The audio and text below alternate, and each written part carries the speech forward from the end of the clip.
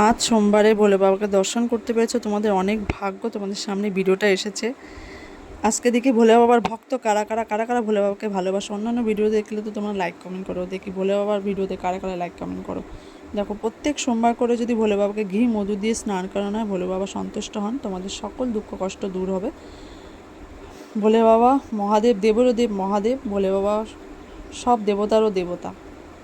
তাই দেখো, ভোলে বাবাকে আমি স্নান করালাম ঘি মধু দিয়ে। তারপর দেখো, বেলপাতা দিয়ে আমি ভোলে বাবাকে সুন্দর করে সাজাবো। তুমি ভক্তি ভরে যদি একটা বেলপাতা দিয়ে ভোলে বাবাকে পুজো করতে পারো, ভোলে বাবা তাতেই সন্তুষ্ট। মনের ভক্তিটাই হচ্ছে আসল। তো দেখো, খুব সুন্দর করে সাজিয়ে নিয়েছি আমার গোপু সোনাকে।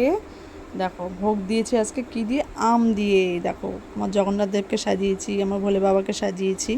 তো দেখো, আমার গোপাল সোনা স্নান করছে। ভোগ দেওয়ার আগে গোপাল সোনাকে স্নান করাচ্ছিলাম। দেখো, গোপু সোনা কি সুন্দরভাবে বসে স্নান করছে।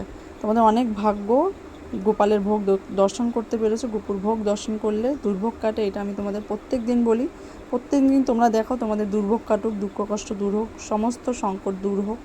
ভোলে বাবাকে আজকে দর্শন করতে পেরেছো সোমবারের দিনে। তোমাদের অনেক ভাগ্য, তোমাদের সকল বিপদ থেকে যেন বাবা রক্ষা করে, মনস্কামনা পূর্ণ করে।